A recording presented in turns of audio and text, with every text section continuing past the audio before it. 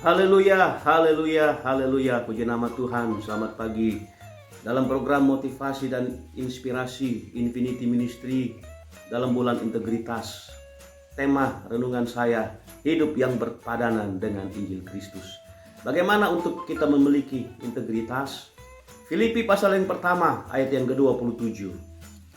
Hanya hendaklah hidupmu berpadanan dengan Injil Kristus, supaya apabila aku datang, aku melihat, dan apabila aku tidak datang, aku mendengar bahwa kamu teguh berdiri dalam satu roh dan sehati sejiwa, berjuang untuk iman yang timbul dari berita Injil.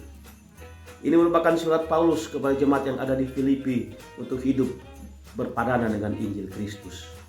Begitu pula bagi saya dan saudara untuk kita hidup berpadanan dengan Injil Kristus.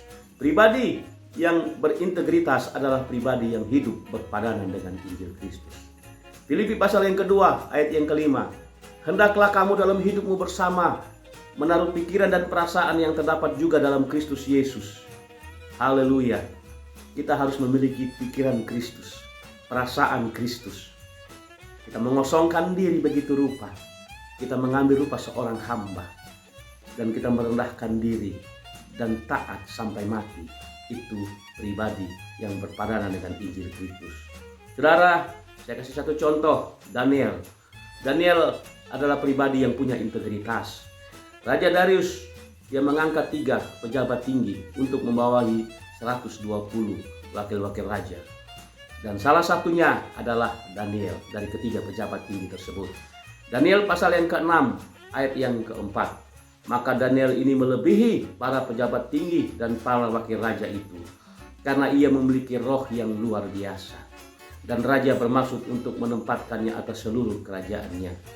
Saudara, Daniel dia punya roh yang luar biasa. Kenapa? Karena Daniel hidup berpadanan dengan Injil Kristus. Ketika kita memiliki integritas, maka kita melebihi dari yang lain. Dalam hal hikmat, dalam hal kejujuran, ketika yang lain tidak jujur, kita jujur. Daniel pribadi yang luar biasa, dia punya integritas. Di dalam Daniel pasal yang ke-6 ayat yang ke-5. Kemudian para pejabat tinggi dan wakil-wakil raja itu mencari alasan dakwaan terhadap Daniel dalam hal pemerintahan. Tetapi mereka tidak mendapat alasan apapun atau sesuatu kesalahan, sebab ia setia dan ia tidak didapati sesuatu kelalaian atau sesuatu kesalahan daripadanya. Bagaimana musuh mencari kelemahan Daniel, kesalahan Daniel, tetapi tidak didapati. Kenapa? Karena Daniel dia punya integritas. Amin. Biarlah hidup kita memiliki integritas. Haleluya, haleluya. Kita dipanggil orang percaya, kita disebut orang percaya, bahkan kita mendapat gelar orang percaya. Biarlah kita menjadi pribadi yang bisa dipercaya dalam kata-kata, dalam janji-janji. Kenapa? Karena kita punya integritas yang tinggi. Haleluya, haleluya.